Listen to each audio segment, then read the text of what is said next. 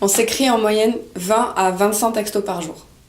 Je pourrais lui écrire viens, on part tout de suite pour Saint-Trope, il rapplique immédiatement. 2 secondes et demie, puis il est là. Alors évidemment, le seul qui m'intéresse, c'est ce putain de Jean-Marc Beaulieu de merde, qui prend bien le temps de répondre à mes messages. Je suis là comme une conne, moi.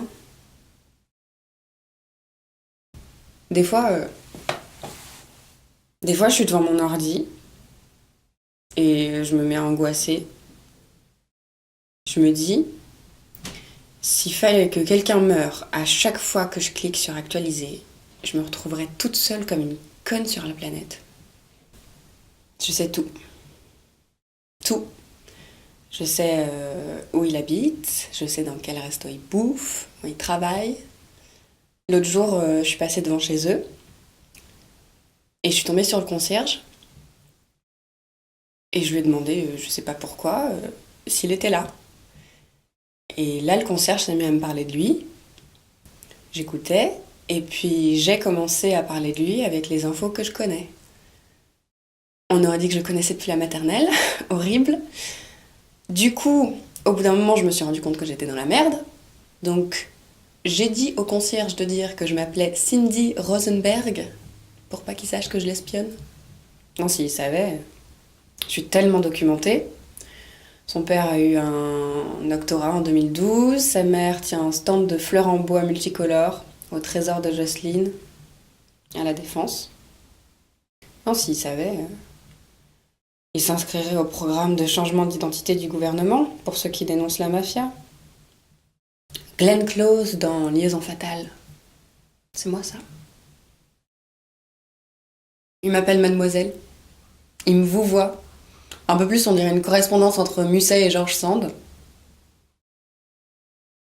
Mais ça traîne. Moi, je déteste quand ça traîne.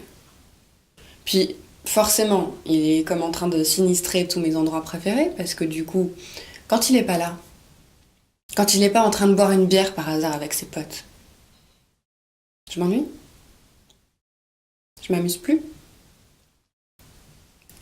Pourtant, le ciel est bleu, les oiseaux chantent, le vin est bon.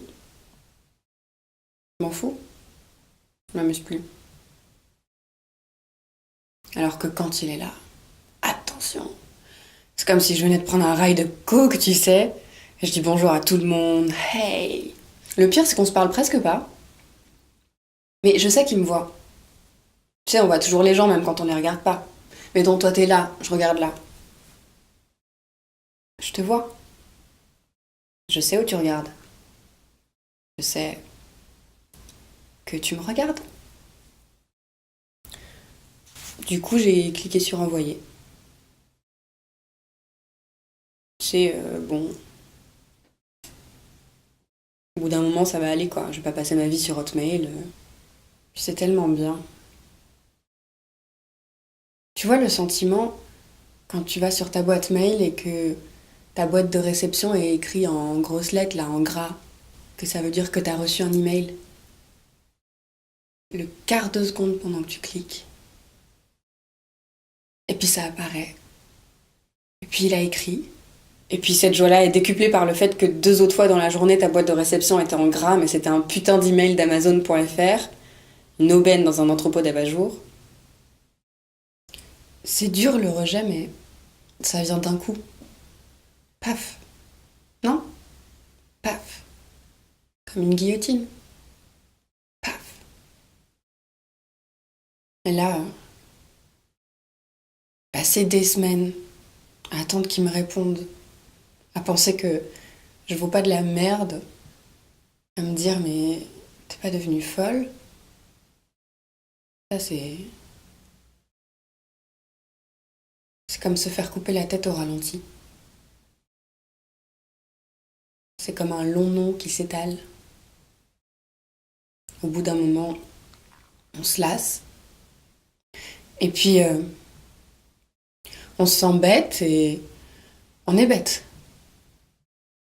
Et puis, tout est sombre et tout est sale et c'est brûlé.